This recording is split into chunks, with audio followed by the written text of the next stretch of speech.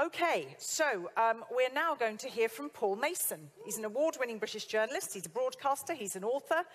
He's going to say some stimulating, who knows, provocative things. Welcome, sir. Please, come to the floor.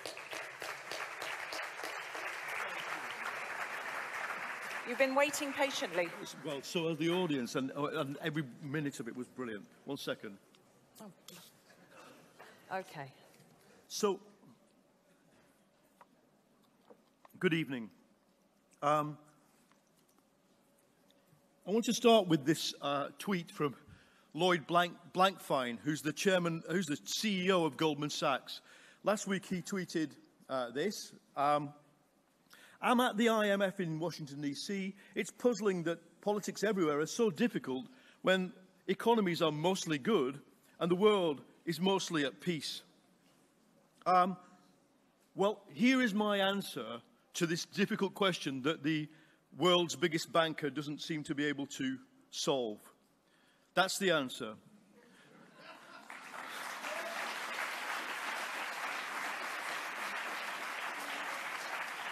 Neoliberalism is broken. Neoliberalism is broken. And by neoliberalism, I don't just mean the ideology of Friedman and Hayek, because the ideology of the neoliberals and the ordoliberals in Germany never described the reality created by Thatcher, Reagan, Yeltsin, Pinochet, and Deng Xiaoping. The reality is the one Paul Collier described. I come from a similar community, smashed up by neoliberalism. What I mean by neoliberalism is the whole world system, the totality, which worked for a time between 1989 and 2008, but I will argue has now stopped working. For me, the neoliberal system is the whole world, and it doesn't matter which country takes what role. There are countries who borrow and import and consume goods, and there are other countries that save, that lend, that export, and which produce goods. When it worked, the global system worked through an imbalance between production and consumption and between borrowing and lending.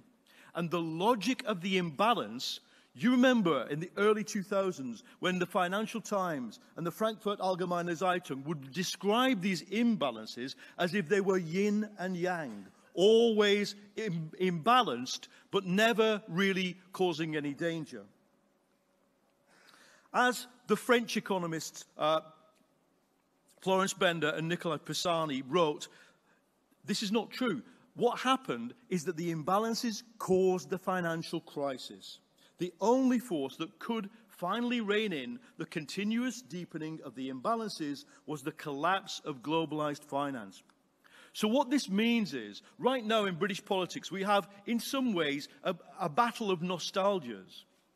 We have nostalgia for the Keynesian era, for the good times of the pre-1975.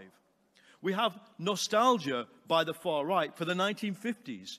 And I'm afraid in some of the countries you come from, we have nostalgia for the 1930s. But we also have, among the neoliberals, nostalgia for the early 2000s, before Tony Blair went to war in Iraq. It was all fine. But the lesson of this, the lesson of Brenda and Pisani, is that it was always going to blow up.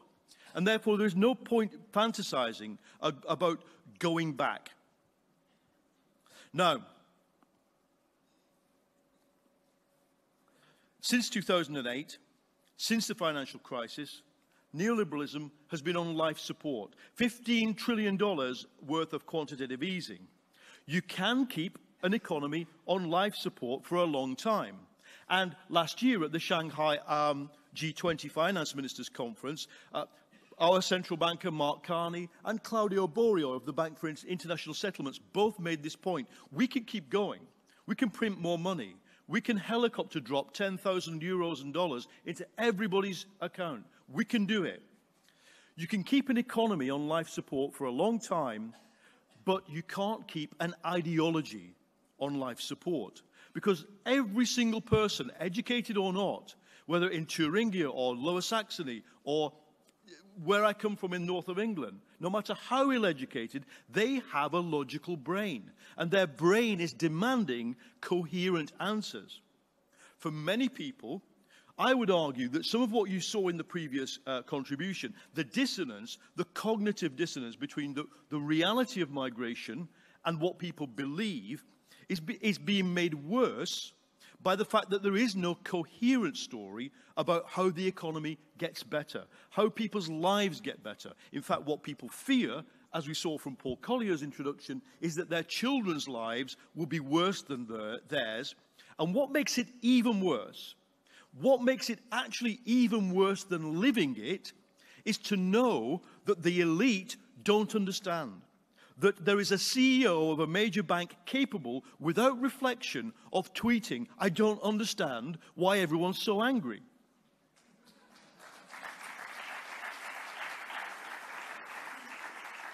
Now take a look at this. This is why everyone's so angry. Here is the Bank of England's best attempt to try and quantify what drove growth during the last 40 years, during the neoliberal era. That's everything to the right-hand side, to the left-hand side of the dotted line. Growth, the black line is growth. The bars are what makes up growth. Now, what it shows, very briefly, is that between 1975 and 2015, the whole era of globalization, growth was pretty static. Overall, it starts where it ends, around about 3% per annum. But what drove growth has changed. In the upswing of neoliberalism, until about 2000, much of the growth comes from the blue, the expanding labor supply, what Richard Sennett calls the great doubling of the workforce. But there is, of course, also growth in the yellow, the frontiers of productivity, better education, some technological innovation. But look what happens after 2000, between 2000 and 2010. Growth switches, and it's now driven by catch-up, the brown lines. This is China entering the world market. Actually, productivity, the yellow, is no longer driving growth for 10 years before the world collapses. That's the problem. And now look what the Bank of England's economists predict for the next 30 years. Growth is much lower because catch-up has happened and productivity is not going to drive it as much as it did. Now, here's the problem. It's rare that professional economists attempt a graph like this because it's so speculative, so open to being wrong. What they were trying to do was to address the evidence for the so-called secular stagnation of the economy. But it doesn't matter. 99% of people you represent have never seen this graph, will never see it, and even if they saw it, could not understand it. The problem is their behavior and psychology has begun to act as if the graph is true already without seeing it. They suspect that the best days of this system are over, and they may be right. The shock is all the greater because neoliberalism was supposed to last forever. That's what the theory was. It was the most perfect form of market economy ever. The promise was it will be like this forever, only better. After 2008, the promise was it will be like this forever, only worse. That's the problem. And so that's why we get these guys. These are my friends from Golden Dawn in Greece on the day they went sent to trial. But they're not the main problem yet. In 2015, in my book, Post-Capitalism, I said, we face a choice. We either ditch neoliberalism or it will kill globalization. Unfortunately, that is what's now happening. And it's not just that we have the xenophobic movements, violent misogyny in America, and racism. We now have sections of the business elite in many countries, including in Europe, who are prepared to play to this, play to their ideology, and not to the ideology of centrism, which was supposed to be what neoliberalism produced. Trump, the AfD, Le Pen, UKIP, the FPÖ, all exhibit the essential characteristic Hannah Arendt described in her 1951 book on totalitarianism. They are an alliance of the elite and the mob. And though they are, in the main, not classically fascist parties, they're succeeding because of two factors that the German sociologist Erich Fromm noticed in the 1930s. Tiredness, the tiredness of everybody, combined with the loneliness of everybody, plus the exhaustion and, unfortunately, the discrediting of traditional left parties. So what they are now converging around is not actually a return to national, state-led state capitalism. If you listen to Trump, and if you listen to Boris Johnson, my Foreign Secretary, and if you listen to the right-wing Conservative MP Jacob Rees-Mogg, a kind of patrician elite politician in Britain, what they are proposing is national neoliberalism. Singapore in every country. That's what they're proposing. People are confused when they read the AfD's program. It's so right-wing. It's so neo-Nazi. It's so racist. Read the economics. It's pure Hayek, pure Friedman. Don't be confused. What they want is a national form of neoliberalism. Now, we must not only be prepared to fight them and prepare our parties to fight them, but worse. We're going to fight, and to young people I say this, we're going to fight in a period where their projects fail. Trump will fail. UKIP has failed. Brexit will fail. And the question is,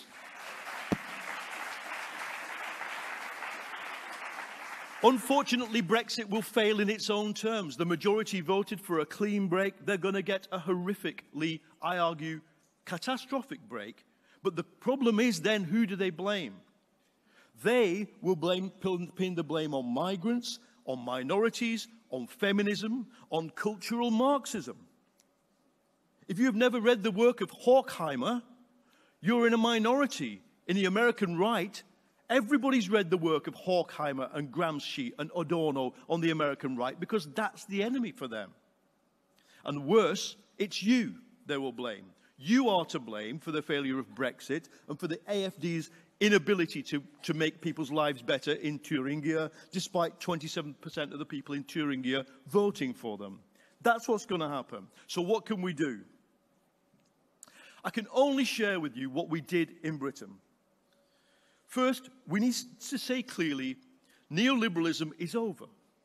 If social democracy's strategy was to generate a surplus through highly financial, globalized, free market economy and then distribute it more fairly than the right wing would have, downwards, as a compensation for seeing your coal mine closed, your factory closed, your wages stagnate, your community atomized, the compensation is some money taxed from banks.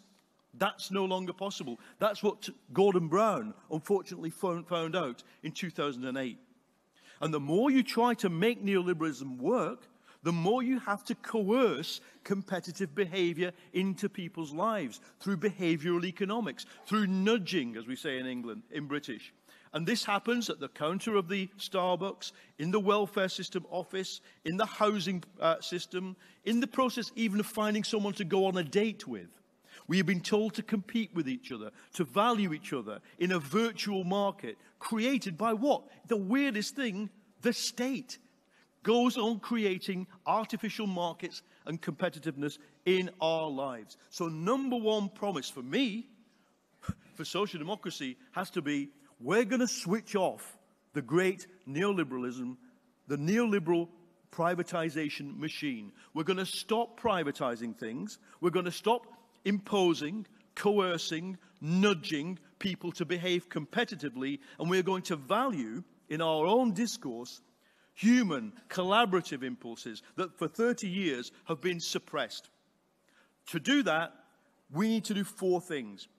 An alternative economic model, a narrative of hope, a social movement to fight for it, and party structures that can enable this to work rather than to hinder it. Now, we only managed two, and I'm going to show you what we did. That is the programmatic break from neoliberalism and the narrative of hope. This is the moment that Jeremy Corbyn started to hear his own name sang to him by a crowd of rock fans in a football stadium. They didn't expect to hear him. He thought maybe they would just politely listen, but they started to sing Jeremy's name.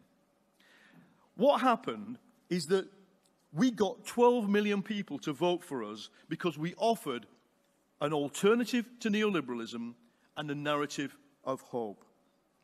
See, the problem we faced after 2010 was what to do now neoliberalism is broken. And unfortunately, for 5 years, Labour, under Ed Miliband, who was a great leader, but hadn't got really the forces or, I think, the ambition to think deeply enough, we just avoided the question.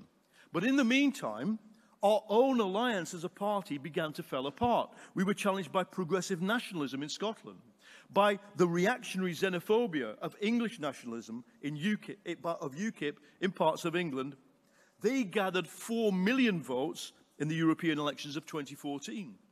And by 2015, many working-class people felt totally alienated from our political language and very worried about the impact of European migration. In Britain, it is above all, apart from the Islamophobia, apart from the anti-refugee and anti-third world racism, it was above all fear and opposition to East European migration which drove Brexit. When the entire elite of politics said to them, well, there's nothing you can do about the East European migration other than to leave Europe, 17 million people voted to leave Europe. We failed to convince them. Even before Brexit, it was obvious that only one thing could pull Labour back together, because you cannot give an inch to racism, you cannot give an inch to the anti-migrant sentiment. The only thing was a radical economic programme, and that's what Jeremy delivered. When he stood for leadership in 2015, thousands of people joined the Labour Party. In fact, more than 100,000 people in that year joined. And when the party hierarchy, after the Brexit vote, tried to get rid of him, when the majority of MPs voted for him to resign, when the HQ of the party helpfully tried to leave him off the ballot paper in his own election, 100,000 people joined the party in 2 days. And when the party HQ told them their applications were not valid, but they could apply again, more than 100,000 people applied again and paid £25 each to be members of the party.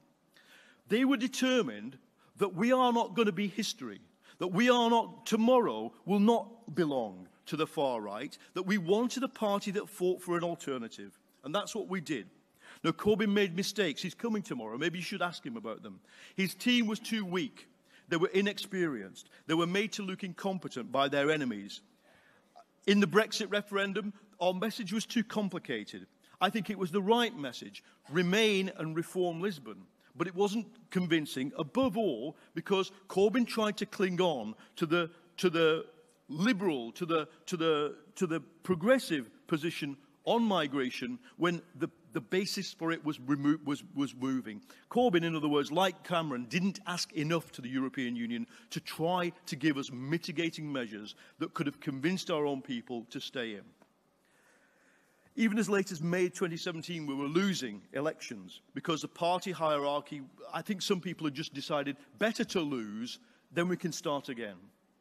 But 12 million people told us to not lose. They wanted us to do more. And to finish, 2 moments are what turned it around. The first is the manifesto. This is a scene shortly after we published the manifesto. Crowds started to be real. They started to be spontaneous. You can look up what the manifesto contained. Basically, it was a massive fiscal redistribution program which said we will spend money in these blighted towns that Paul Collier described. But the most interesting thing, I campaigned only in those kind of towns in the 2017 election, only in places we were going to lose, to be honest. But what was happening was that members of the far-right UKIP party, cadres in fact, middle-aged men who had been the organisers in some instances of that party, came out of their houses and demanded Labour posters. And what they said in more than one occasion, all it needed was for somebody to say there is alternative and I am back. You might debate whether you want them back, but we want them back. Because they have internalized a lot of this stuff that you were talking about they've internalized a lot of hostility to Islam and to migrants, but they wanted social justice more than they wanted to express that hostility. So to finish, I would say we can talk in detail about how we created also a movement within a movement. Momentum is this membership movement which was able to do some kinds of new activism that the party structures couldn't do. But there isn't time to talk about that. I will finish by saying what I think is the core of the message I want to leave you with. Corbyn, at the very last week of the campaign, took a lesson from the Spanish radical left group, Podemos, in its 2015 election campaign. When I say took a lesson, we took an email from them. And it said, campaign against yourself. Campaign against your own image and stand not for the party but for the nation. They call it in Spanish la remontada. That's what we consciously tried to do for the last 6 days, and it worked. Because, to leave you with this thought, the British political economist Will Davis, who has written extensively on neoliberalism, gives for me the most succinct definition of what it is. It is the disenchantment of politics by economics. It's the removal of the 360-degree rounded human being and its replacement by Homo economicus. That's what neoliberalism is, and it has been done coercively to the people we're talking about, these working class communities. They feel the coercion. The far right and the nationalists have re-enchanted politics through nationalism, race, and violent misogyny. Our task, the task of everybody in this room, the task of the leaders sitting on the front row, the task of the people watching on the internet, is to re-enchant politics through social justice. It's that simple. So please, join us all in this vast and vibrant social democratic movement that we are all part of, in a radical future, and the refusal to be the past, in the determination to write the future, and to do it in the ways maybe that our technocratic and polite existence have not really trained us for, but it's possible. That's what Labour in Britain shows right now. Thank you. Thank you. Oh, you need to stay.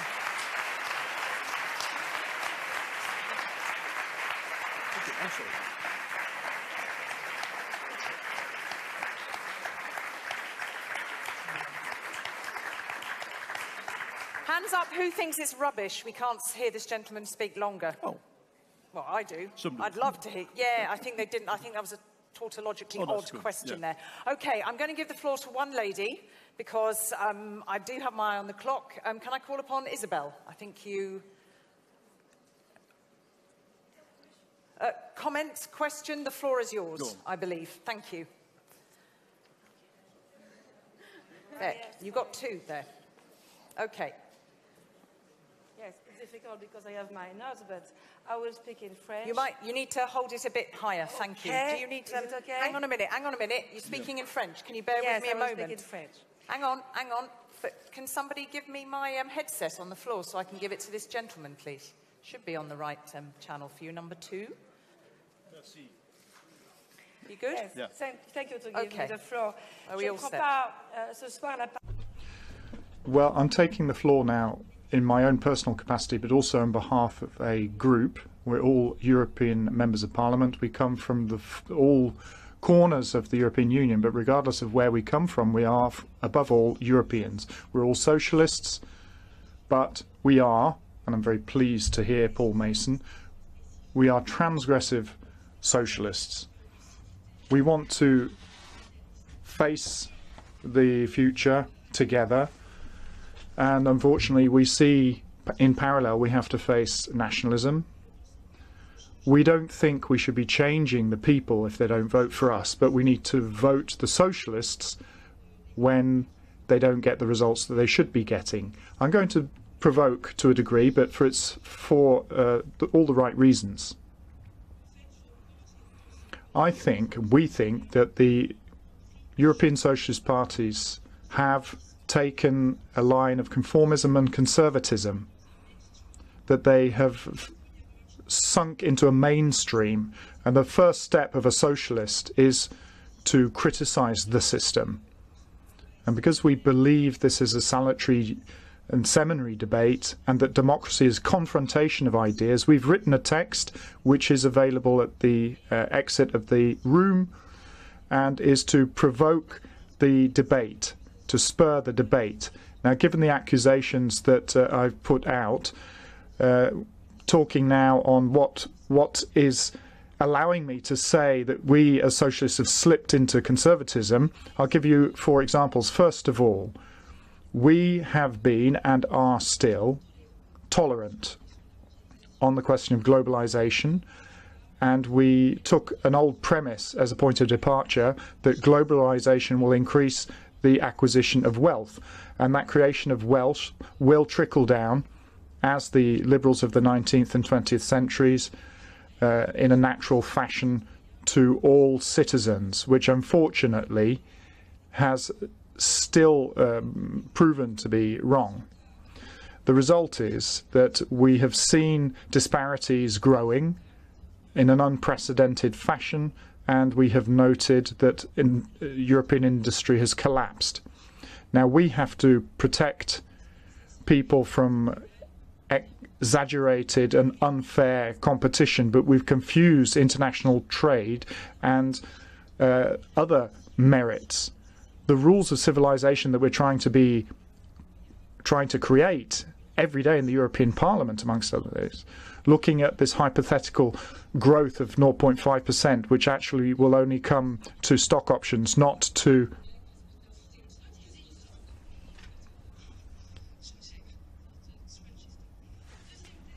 the second topic is preservation of the common good and natural goods. There, once again, we've been conservative in questions of ecology, thinking that this is a separate issue, separate to economic and social issues. We refuse to admit the protection of ground, earth, water and the air against the profits of capitalism was quite simply protection of health and the health of individuals and territory. If you go through the question of climate, it's not just a question of the future of our children, but of humanity as a whole. Third point where we've been too conservative is on labour and the digital and robot revolution that is happening now in front of our eyes and has been for many years. We've been really blocked when it comes to concepts from the 20th century, and as a result we've failed with our old solutions, trying to break endemic unemployment, and far too often we've turned to solutions which are neoliberal, accepting precarious employment and ignoring labour law. So the real question has not been begged by us. We have to raise that question. The increased replacement of man by machine, 2 billion hours at the start of this millennium created 2 billion euros of wealth. Today, 2 billion hours produce 4 billion euros. So we have to recenter labour in all this, redistribution as well, and the social contract. And the last topic that I'd cover, because I've mentioned the social contract now, is the final example, is a question of economic and financial issues. Not just, as Gianni said, that we haven't taken the battle against austerity to its full. We know that many socialists have supported or even not just acquiesced, but supported the Stability Pact and been passive in looking at the destruction of the initial social contract pillar, and that's fiscality. Yes, we all fought together against tax havens, that's true. But nevertheless, we haven't managed to make sure that wealth is taxed where it's made, and that is the premise that we need to work at. Solidarity is about sharing wealth, redistributing wealth, taxing it where it is created so that we have infrastructure and public goods. So what's happening today in fiscal matters and tax matters, it's people who have the least who are paying for the richest. It's multinationals, turning to the Commissioner here, not just the four biggest who have the structures and don't pay tax. Tax is what's paid by the small people, the small companies, and the poorest. So we have to change things. We have to refuse the compromise. So thank you, Gianni, for bringing to a close this grand coalition that really was compromising our principles. Today, we socialists have to take a new start against this alternative, and thinking of the alternative that Paul Mason's talking about, let's look at this new reality, move towards the new ideal, an old European who was assassinated for wanting to defend Europe, facing productivist approaches, having a development model that respects humanity and nature, faced with liberalisation and pauperisation. Thank you. Inventons l'égalité. So we need fairness, we need redistribution, and let us have a new form of social protection. But we also have to reconquer our credibility. In order to do that, we have to agree and make sure that our acts chime in with our words. And I'm turning to all members of the European Parliament here, all socialist members. When we vote, we have to do it by showing respect with what we are saying and what we are producing in our speeches. Imagination, courage, ambition. But let's rest assured we will find the right path with optimism. Thank you.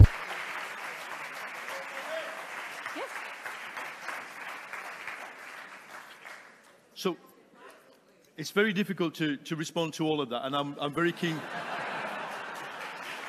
But I think it's right. I think it's right, but and I'm not aware of what's in the paper. But what I want to say is something meta above that to you as socialists and as social democrats. Whenever I come to Brussels, I think about Jean Jaurès, who was assassinated after he came back from here to try to meet Hugo Haas in the pre-war socialist conference, goes back to France, he's dead. He's gone. And what happens to the French Socialist Party? War begins. And what do the leaders say? It's a famous phrase, events overwhelmed us. And what do the leaders of German social democracy say? The same. Events overwhelmed us. We can't be the party of nice people who events overwhelm. We have to be the party that expresses the nice, the beautiful, the humane, the progressive. But we must not allow the people who we did represent to become captives of the far right, of the populist right, of the racist right, of the misogynist right. Our job is to connect with them. We must connect with economics. We must never give them an inch in terms of the reactionary politics, but we must be the ones who are going into their communities to have the argument. And in the British election, this is what happened. In the British election, I have a rule now, I've just broken it in this meeting. I never give a speech that could not be given to a crowd in a right-wing voting area. I try to always speak now in public the language that will be understood. And sometimes it's not so pleasant language. But when the liberal intelligentsia and the progressives and the Greens in Britain saw Labour go to areas that they cannot go to, the respect for us rose, because we are doing what our colleagues and our comrades, Jaurès, Haas, and everybody before World War I did. We are doing what our colleagues in Spain did. We are against Franco. We're doing what our colleagues in Germany did and Austria against the rise of fascism. We are refusing to go into history to be yesterday's people. We must be tomorrow's people, and to do it is a fight. It is a different mode of operation than running a stable system. It is called fighting for your life, and I urge you to join that fight.